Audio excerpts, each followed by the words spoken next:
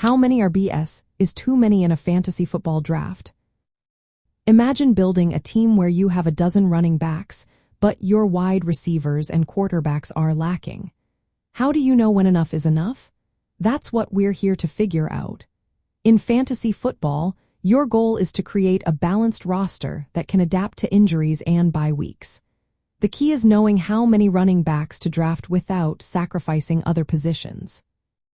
Most teams start with 2 running backs as starters, and adding a third or fourth can be smart if you're aiming for depth. But going beyond 4 or 5 running backs might start to limit your options elsewhere. Why? Because you only have a limited number of draft picks and roster spots.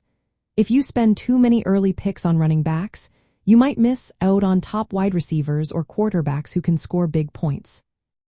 In a 12-team league, having more than 4 running backs can be risky. It's easy to get caught up in grabbing running backs early, especially if you're trying to secure the best talent. But remember, running backs tend to get injured more often and have shorter careers. So, having backups is smart, but not at the expense of other key positions.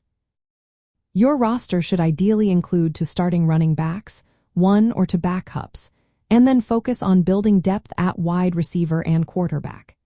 If you draft more than 4 running backs, it can limit your flexibility. You might end up with a bench full of players you can't use every week, especially if your league's scoring system favors wide receivers or quarterbacks. A good rule of thumb is to aim for 2 for running backs in total. This gives you enough depth without overcommitting. If you find yourself with 5 or more, ask yourself if those extra players are worth the roster spots. Are they potential starters or just handcuffs? If they're just handcuffs, you might be better off drafting a wide receiver or quarterback instead. In the end, balance is the secret. Focus on getting a solid core of 2 to 3 running backs who can start every week. Then, use your remaining picks to fill other positions. Remember, a team with a well-rounded roster often outperforms one that's top-heavy at one position. So, don't go overboard on running backs.